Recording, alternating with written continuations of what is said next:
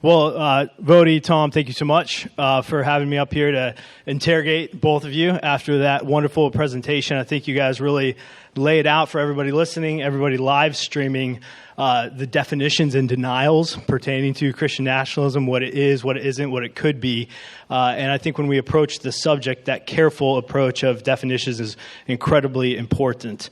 So just to kick us off, we'll keep things easy, keep things softball here. If somebody says, are you a Christian nationalist? What is your 60-second response to that? Say, ask Voddie. Ask Voddie. All right, Voddie, are you a Christian nationalist? It depends. Okay. Like I said, it depends on who's asking, why they're asking, and what their definition is. And usually, most times, if somebody's asking the question like that, almost always, when I find out what their definition is and why they're asking, almost always it ends up being a no. Because if somebody comes up and they go, are you a Christian nationalist? They're usually talking about that wide-eyed, wrap the Bible in the cross and the flag, you know what I mean? That caricature that almost nobody is, So what I found is when people are asking the question that way, and you press back, what do you mean? How are you defining it? The answer is almost always a no. But when people are, like when you're reading, Taking America Back for God, and you look at the list of questions, I finish that and I go, well, yeah. Yes, of course I am, Sign me up at the State Department. I'm a new ambassador. absolutely. Christian nationalism. Yeah, absolutely. And I know, and it may sound like I'm being coy or, trying to dodge or whatever, but it's not that. It's just that this is actually a tool. It's meant as a pejorative, and it's meant as a dodge. So that's why it's this approach. I mean, I'm not a guy who's embarrassed or ashamed of, who I am or what I believe or whatever, but I'm also not a fool who's going to let myself be trapped, by questions like that. So, yeah, it's fascinating to me. I've had 3 reporters over the last 3 months contact me because they wanted to interview a Christian nationalist, and I gave them your number. Did you? Where did they get this? It was really funny. One guy called me a Christian nationalist on social media, and I think I said something like, you're a liar or something. Or why would you say something that you don't know is true? He took offense. So we talked back privately. And I said, what do you mean by Christian nationalism? And so he gives me his litany. I said, I'm not that. He said, well, I thought you were because, you're against abortion and, you don't think LGBTQ stuff ought to be publicized. And I said, yeah. But I'm not what you just said I am. And in his mind, there was just this, obvious connection that if you have those views, then you've got to be everything else that they accuse you of. Another guy, a CNN reporter, contacted me. He said, we want a leading voice in Christian nationalism to be represented. I said, who told you I was that? And some leftist journalist called me that. That one was Voddie. Yeah, okay, Voddie did that. And I said, well, you send me a list of questions, and I'll answer them. So he wrote a list of questions. I answered them, and he writes me back and says, thank you. It's very thoughtful. Said, I don't think I can use any of this. That's not what I was expecting. He said, but I would love to talk to you later because I might want to do another article, about. So, I'm a little bit put off by the question. I don't answer it straight up, typically. Well, I think that both of you in your talk and even just now kind of relayed that groundwork of the need for Christians, for pastors to be careful when approaching this conversation, this topic. And so when other people define it in a certain way, you'll be inclined to say no, or you won't give them what you're looking for. You formulated, via Paul Miller, a definition of Christian nationalism you would be okay with. So we can sort of take that to the bank. Voddie, is there a definition of Christian nationalism that you would put forward as a positive definition? I can work with that. I can work with that. And again, I'm not trying, though, to define myself or not define myself. I think, Tom, you're saying the same thing, that's one of the definitions that you look at and go, okay, if that's what you mean, sure. And that, That's one. Yeah, the issues that are raised under that banner in this debate, those issues are important. Yeah. They're important. And I'm happy to talk about the issues and nail my colors to the mast on those particular issues. But just like that guy, I forget what outfit he was with, but he just, in his mind, he could not separate the fact that you could believe in that life begins at conception and that there ought to be equal protection under the law for preborn babies the way there are for anybody else outside the womb.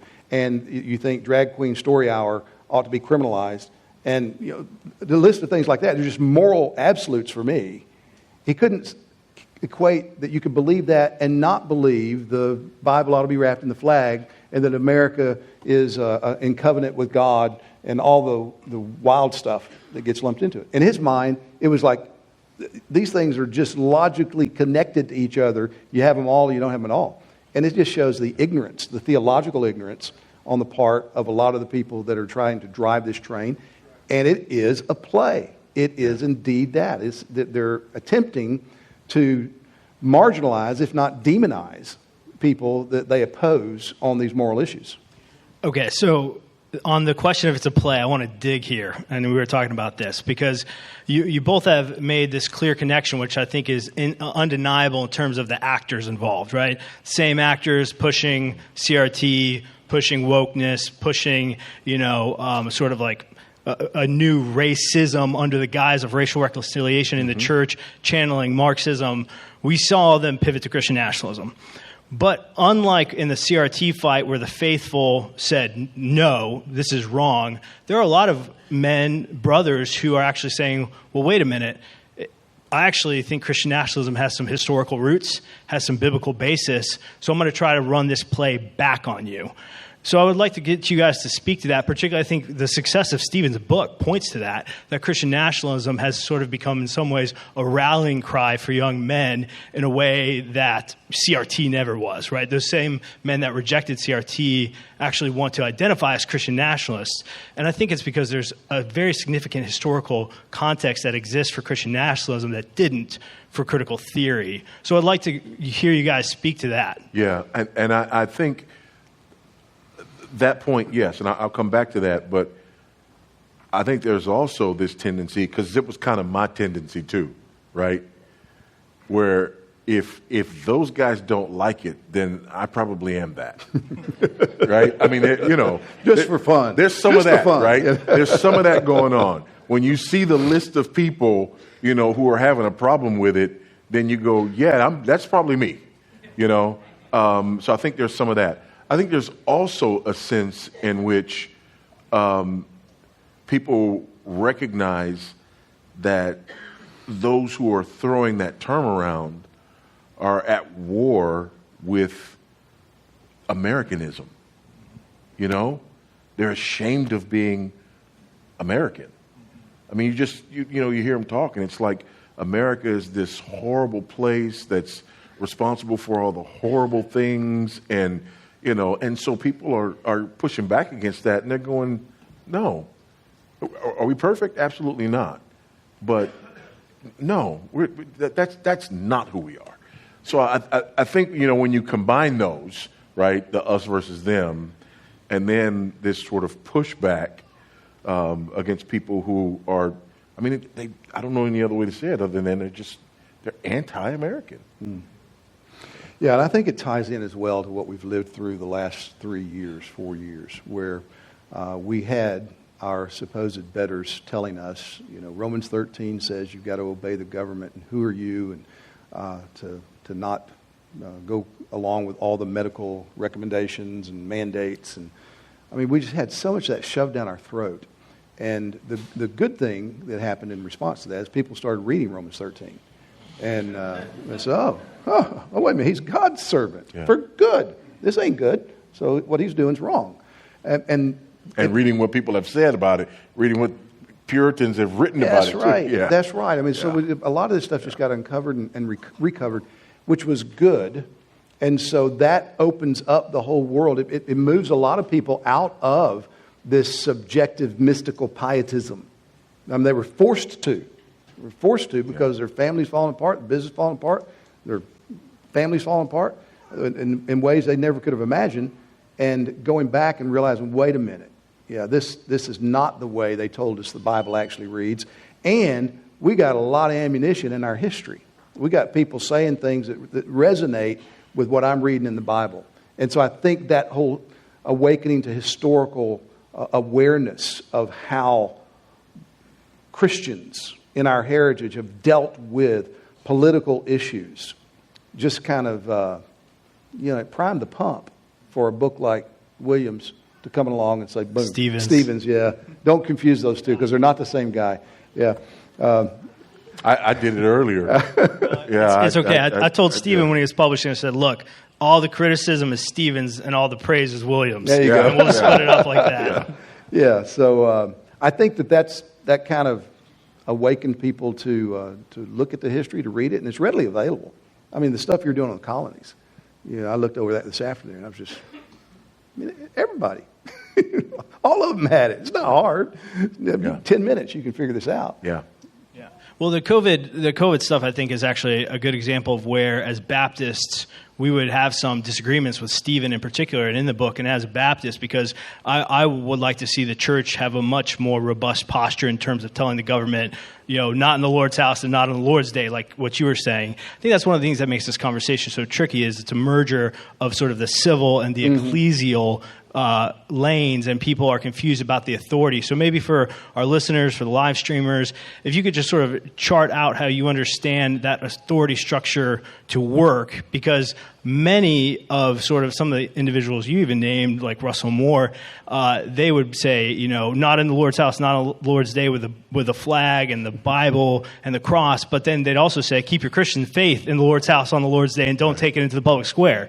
So help our listeners and our audience sort of understand those different lanes of authority that God has given to the church and to the government. That's really the core of this question. Spheres. Yeah, spheres. Spheres of jurisdiction, sphere of sovereignty. In the simplest terms, God has given us 3 spheres. He's given us the sphere of the family, He's given us the sphere of the church, and the sphere of the government. The family has the rod, the church has the keys, and the government has the sword. Those are the 3 spheres. And those are the areas where they're sovereign. And I think sometimes, especially as Baptists, for us, we tend to be unique in that many of our other brethren want to unite the sphere of the state and the sphere of the church, right? And so you have state church. And Baptists are unique in that we are those folks who say no state church, right? But yeah, for us, those 3 spheres, sovereignty within those 3 spheres, and the church is the one that ministers to and disciples the other spheres. Yeah, that's right. And there's overlap, because I'm in all 3 spheres. Yeah. I'm a member of a church. I'm a member of a family, and I'm a member of this nation, a citizen of this nation. So there's overlap, and sometimes there's questions about, okay, well, does the government really have the right to tell me I can only drive 55 miles an hour on this highway? And you can get some philosophical debates about where those lines should be drawn. Usually under 10 over. Is that what it is? Okay.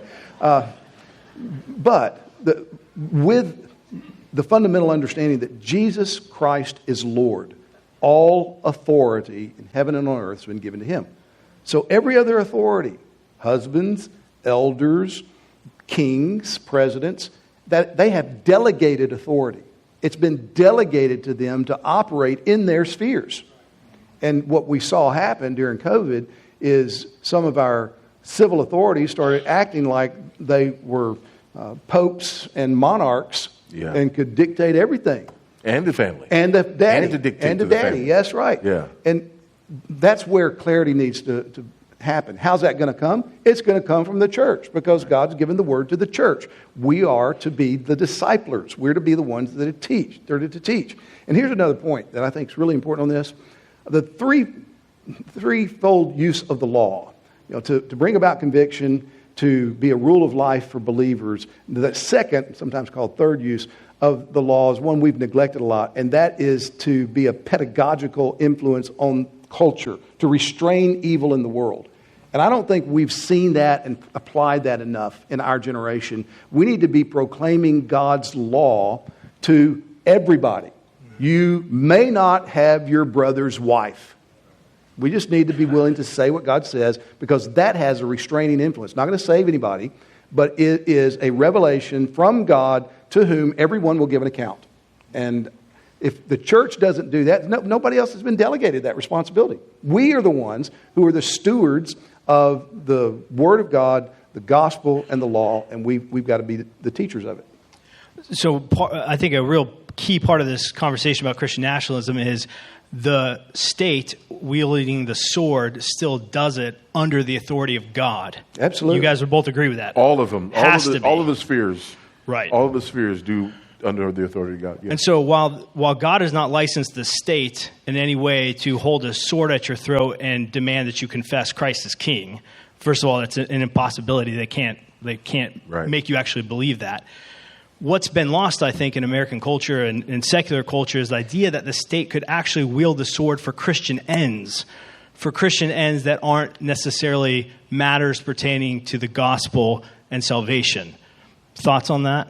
What do you mean by Christian ends? Yeah. Well, laws, like laws based on Christian morality, Yeah. The idea of, the fact that men are men and women are women, that Obergefell should be overturned. That second use that you just talked Right, about. like what Gil was saying, that Gil quote, that Yeah. Christian kings have a particular interest in the enforcement of both tables. So there would be many of our Baptist brothers would leap and say, no.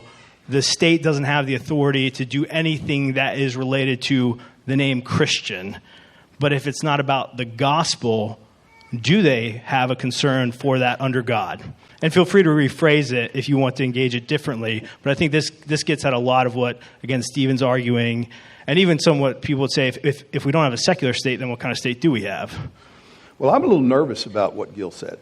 Okay, tease that I out. love Gil and appreciate and learn a lot from him. But, the thing that gives me pause about just dismissing it out of hand is that Gil said it. Mm-hmm. And, the fact that Gil said it, a peon like me needs to be pretty hesitant to just dismiss it out of hand. I need to be thinking about what did he see? Why was he saying that? What's the context and all of that? And that's what I think has been lost in our day is, man, you make a statement like that and you are absolutely advocating for a church state. You're advocating for everything that Baptists got killed for, right. And protesting. And Gil's not that.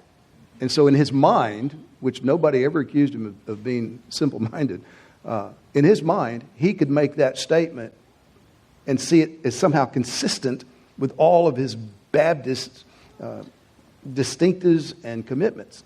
So it's an area that I think needs to be openly discussed. And I'm wanting to do that, willing to do that.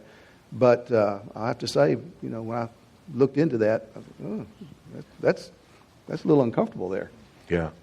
One of the most popular books in the early colonies, of course, you have your Bible, your Geneva Bible, but you also have Blackstone's commentary on the laws of England. And I don't know how many of you have seen Blackstone's commentary on the laws of England, but it's kind of like, Webster's 1828 dictionary in that, you'll have these legal statements and then scripture reference, as to where these things are coming from. And clearly, understood and indicated there is that the foundation of this is a biblical foundation, and I think that's important. And a lot of people run away from that and immediately want to say, no, we're not a theocracy, whatever.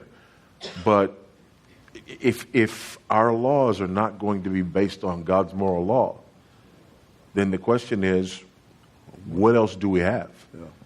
Yeah. What other standard are we going to substitute for that we Christians are going to say, yeah, I'm okay with that, because I'm not. Mm-hmm. I'm not. They have to. They have to be based on God's moral law. And, natural law gets into this, but the natural law is also God's law. God made nature. And so a lot of times that gets separated, especially people that like to call themselves classical liberals that, appeal to some kind of natural law as opposed to what God has said. But there's a big gap. There's a long way between theocracy and calling Drag Queen Story Hour a blessing of freedom. Those aren't the only options we got. Yeah. I think that road runs through French. But, see, what you just said, Voddie, is exactly right. You can't come away from this. I think you would both, of course, agree. Laws have to have a moral foundation. And it's either going to be the biblical Christian moral foundation, or it's going to be a moral foundation made up by man. And how is that working out for us? Yeah. So actually, a brother raised this question with me. I thought it was a great question, so I'm going to channel it. This is a free one from the audience. Could you explain the difference between Christian nationalism as you would understand it? Try to picture a Christian nationalism you would agree with. A Christian nationalism you would agree with theonomy and theocracy for the audience.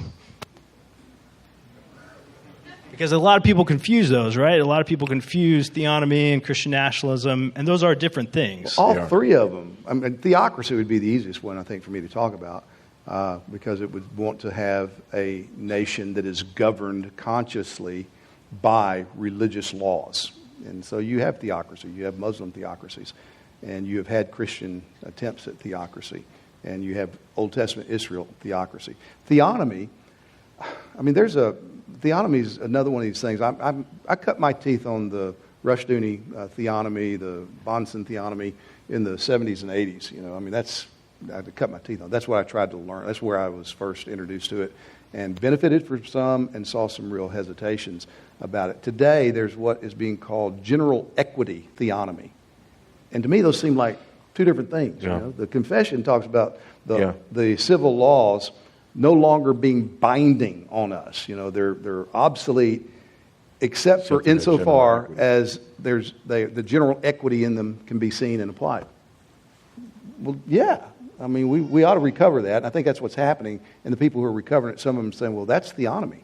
And we're general equity theonomists. Well, where I come from, you can believe in general equity or you can believe in theonomy, but you can't do them both. And so that's confusing to me. I want to let people define their own terms, but it's just odd to me from my background. Christian nationalism, again, I don't feel compelled to have to defend that or to say, yeah, let me give you a version of it that I think is right and good and let's run.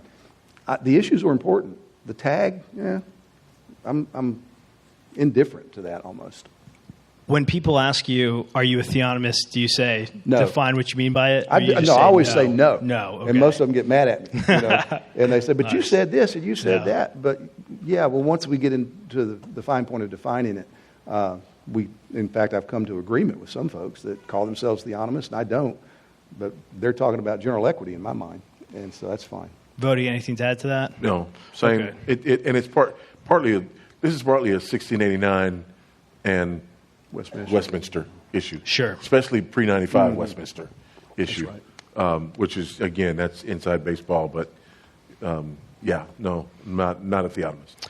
Well, moving on to the sort of next topic I would like you guys to address is, what is the relationship of a Christian to classical liberalism or democracy or constitutional republic? In other words, do Christians, are they obligated by Scripture to prefer a particular form of government? Because when you hear from a lot of the anti-Christian nationalists, particularly like Paul Miller, whose book I recently read in review, I mean, the man seems to think that along with the Ten Commandments, we got classical liberalism from Moses, and when you listen to other folks in the evangelical world, they seem to almost worship democracy, and anything that would infringe upon it is scary. Scary is a big word they like to use. So just tease out what a Christian's relationship should be to a form of government. I mean, could a Christian prefer a Christian prince if they wanted to, or is that off limits? I think at the end of the day, the problem that we have is that we have an underdeveloped public theology. Mm-hmm. Right? That's why we got IOPT, right? I think at the end of the day, Christians don't know how to think biblically and think Christianly about the civic sphere.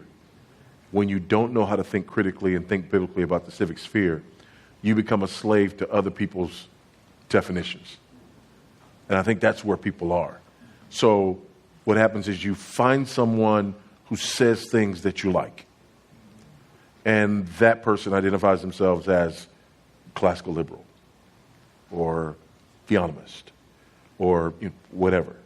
And so because of the issues that you agree on and the things that you begin to say, well, that's the camp that I'm in. But you can't define it, and you can't defend it, and you can't speak intelligently to what the scriptures might say about it. And I think that's where our problem is. And part of that is because of the influence of pietism for so long. The idea that, real, true Christianity is that Christianity that's about me and my salvation and my holiness, within the four walls of the church, and not out there. You get people who've spent enough time in that, and then you get the public sphere that basically comes crashing in on us, demanding things of us, forcing us, right, to have to engage. And all of a sudden, we don't have the tools. And so we just go look for labels. Mm. Was it Churchill who said that democracy is the second worst kind of government, second only to all the rest, something like that? Something like that. I think that's right. I think you could have a Christian prince. I don't think the Bible prescribes a set form of political, civil structure. I think what we have in a constitutional republic is really good because it takes seriously the theological realities like depravity and like the flourishing and what God's designed the world to be and dominion. So the checks and balances in the system, I think, is wonderful. I don't think that where you would have a righteous prince or king, that would be something unchristian or that you couldn't prosper there. I think you could prosper there. I think you have a greater danger of difficulties there because you got one guy, and when one guy goes bad, you got all kind of problems. Whereas we got checks and balances on one guy's. We got all systems and parties we got to deal with. But there's not going to be any utopian governmental system. Well, as both of you alluded to in your talks, there's far more pressing issues in the nation right now than the quote-unquote threat of Christian nationalism. I mean, honestly, you could say that the much bigger issue is LGBTQ nationalism, rainbow pride nationalism. As you see pictures of classrooms with gay pride flag, trans flag, Black Lives Matter flag, it's secular nationalism. Yeah. And I think that, I know that hundreds of thousands of Christians out there, Christian families, are trying to figure out how to press back against this age. Flannery O'Connor said, press back against the age as hard as it presses on you. So, and I think some are turning, I'm not trying to trap you, Tom, some are turning to Christian nationalism as an alternative. But so then what would you brothers say to pastors, to Christians? What does it look like for us to try to step out into that public square, shake off the pietism, and regain ground in the culture if we can, for a more Christian society, certainly more than the one that we're seeing today?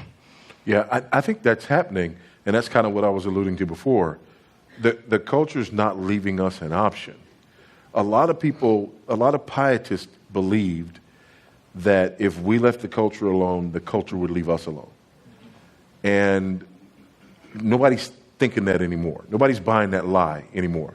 I just pause you there real quick. I mean, they just must not have read their Old Testament that well, right? I'm telling you, man. Because God made it very clear that the nations weren't going to leave the Israelites alone. No, not at all. And so now, all of a sudden, the culture comes crashing in and says, you must approve of this. You must use these pronouns. You must bake cakes for these events. You must. And as a result of that, now people are being awakened out of their slumber, and they are running to, whatever they can find, where people are standing up. I think in many ways that We don't have to call people out of that anymore because it's not an option anymore. You have to try real hard to not be involved in this fight at this point. Yeah, but there are churches all over that are compromising, and they're refugees from, Christians that are serious and love their church, have been with them for some of them decades, that just weep because of how the culture is just taken over, and they're genuflecting to the high priests of culture. And so, to your question, what I've said for years now, even long before this stuff broke out in recent years, is the best thing you can do as a Christian to live well in this world is find a healthy church and build your life around it. Do what you got to do. I agree for people. There's no churches in 100 miles of me, and that's sad. Move, move. Well, but I got busy. What's more important to you? You can have your business over here and lose your children, or you can move and maybe have to work at a 7-Eleven and help build your life around a healthy church for the welfare of your children. So there's no substitute for that. And so, but a healthy church is the key. Church is going to take these things seriously and it is going to push back against the darkness that keeps encroaching in. A couple of rapid fire questions here. So, cultural Christianity, good or bad? Yes. Voddie. Absolutely, yes. Okay, so it's both. Okay. And I'm going to give you an example of that. I read the statement from the preamble of the Zambian Constitution, and people hear that and they're always like, yeah, amen. I wish we had that in our Constitution. And the Zambians wish they had our Christian heritage because they don't. And the Christian heritage is far more important than the statement in the Constitution. What a bunch of white Christian nationalists. Yeah. So the foundations that we have that we are now despising, that's what differentiates us. Yeah, the cultural Christianity as an inevitable effect of vital Christianity, that's great, because it doesn't exist except where there's vital Christianity. The attempt to try to replicate cultural Christianity because you like being able to sleep with your doors unlocked and you just wish you could get back to Mayberry, no, that's goofy, that's silly, it's not going to happen. You're trying to get the cart before the horse. So if cultural Christianity exists because of vital Christianity, cultural Christianity carries with it its own set of problems. Everybody thinks they're a Christian. I came from Dallas before I moved here, and we had 2.3 Christians per capita in Dallas. Everybody was a Christian 2 or 3 times over there. And had to get them lost before you get them saved. That's exactly it. They say, I'm a Christian. I say, no, you're not. Let's just start there. So it is good and bad. The good is whenever you've got the real, this stuff trickles out of it. The bad is whenever you look at the effects, the good effects of having a neighborhood that's safe, that's trickled out of vital Christianity, and you start going after that. You think, we got to recreate that. Well, you've forgotten how you got that. Mm-hmm. And never let the cultural Christianity become a substitute for the real thing. Well, and that's where I think Francis Schaeffer talked about. You want to pray for spiritual revival in churches and work for cultural renewal, and those can go together, right? Absolutely. At the same time. Reformation and revival. Yeah. Should nations be Christian? Should nations aspire to be Christian? Yes. Yes or no? Yes. In the sense Voddie defined it, yeah. Yes. Absolutely. Okay, so when you say yes, Voddie, how are you envisioning a nation aspires to be Christian?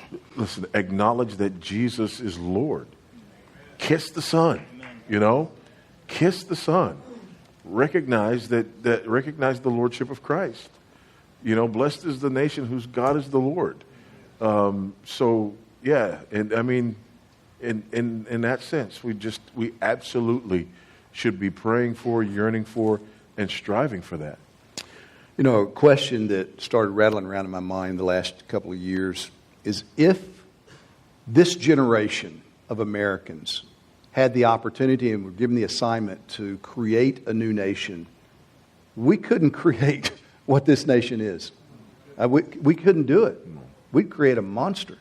Why is that? Because we don't have the benefits of godliness that came about from the massive deposits of vital Christianity over centuries that God did in the Puritan movement, out of the Reformation, and the awakenings that we had in this colonial period as well. All of that provided a moral capital that was utilized in the framing of this nation, that we're bankrupt today. And if you look at it that way, what is our greatest need? It is revival. And that's why the church cannot get caught up in saying, hey, we're going to go change society. We're going to go out there and we're going to get our politicians doing our stuff. There's a place for Christians to be concerned about that. But if you're more concerned about that than you are about God sending the Spirit down with power, you're just not thinking as carefully as you ought to, as theologically or historically as you ought to, about how we got what we've benefited from for so long. And we're also thinking too big. Everybody's thinking nationally and not locally. Yeah. And if COVID taught us anything, it taught us that it's more important who your sheriff is than who your president is. Yeah, that's right. Right? And so if everybody is just looking for the next great president who can fix America, and that's not how this works. That's not how you build this, It's a small, local, me, my family, my church, my community, you don't get there by, let's put the right guy at the top and then everything will filter out. No, that's not how it works. Yeah, well, I'm glad you brought up localism. I know that there are a lot of folks interested in Christian nationalism in this conversation who regularly say, well, what about localism? And I think that's right. Edmund Burke called the family the little platoon of society, and that's what you want to focus on. And again, in ways I think this resonates with young men and young women who are seeking to sort of break out of the, hypersexualized dating, app culture and actually pursue a healthy church, a healthy marriage, a healthy family, and sort of starts at home. Back quickly, though, to the Christian nation question, so between sort of a Jonathan Leeman, and you brought out some of these critiques, too. You said Stephen's assessment of calling a nation Christian, attenuating from a Christian man sort of falls apart, a man's repentant. On the other side of things, we'll have someone like Jonathan Leeman, and also a Baptist, saying, well, you can't call a nation Christian because a nation can't be regenerate. But both of you brothers just said nations should aspire to be Christian. So, do you think that that's an appropriate label a nation could assume for itself? When you use Voddie's qualifications about ethos, of course, it's the effects of vital Christianity. It's not saying this is how you get vital Christianity by pulling the right levers in the voting booth and getting the right man in office. It's not that. It's an acknowledgement that there's a God in heaven, and He sent His Son to this world. He's spoken to us in His Word. His law is true and right and good, and we're going to honor that. And how do you get there? You get there by people coming to know this God. And again, that's what the church's assignment is to make disciples. So when that happens, is my family Christian? Before my kids were converted, we were a Christian family. They could say, my father's God is my God, even though they had not been born again yet. And they knew that in our home, we were going to worship Jesus Christ. And that was a significant part of their identity. Did that make them Christian? No. But I don't have any qualms about calling that a Christian home. And Lehman's argument breaks down very quickly because, a nation can't be Christian because it's not regenerate. Okay, how about a seminary? How about a college? Right? Or an institute of public theology. How about a church? How about a church? Right? Again, in that sense, if you want to be that reductionistic, it doesn't work. That dog won't hunt. It's interesting you say that. How about a church? Because even as somebody who believes in regenerate church membership, which you both do as well, we do recognize that even with a body that we are practicing church discipline to ensure that everybody is regenerate, not everybody's going to be regenerate. Right. And we still call it a Christian church. Right. Yeah. Even if you practice that carefully. I think we're running up to our time here. So this might be a little bit of a tough one. You can take it quickly, though. But I know I've also heard from a lot of faithful believers, who say weep over the present evil of abortion, or we look at past sins of slavery and segregation in America and say, how could we ever say we were a Christian nation, we enslave people? Or how could you ever say we are a Christian nation, we're slaughtering millions of unborn in the womb? How do we deal with sort of national sins, even in the context of something that could be called a Christian nation? Yeah, it's the same thing. We're talking about our ethos. We're talking about our foundation.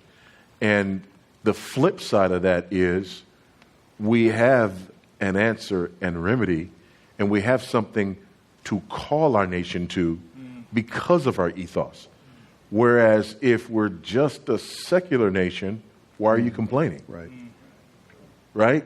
We can only complain about those evils and call them evils because we're not a secular nation. Amen. Yeah, that's right. And the heritage is there, just as in the civil rights movement and the abolitionist movement, to say we need to live up to what we say we are and what we have been. And I think that's the argument today against abortion. Well, brothers, thank you for your time. Closing comments, encouragements to this crowd and to our listeners, as they walk out from here, what should they think about Christian nationalism? Be a real Christian and act like it. That's all I know. Amen. Amen. Let's give a round of applause. Thank you, brother. Yeah, You did a great that was job. fun.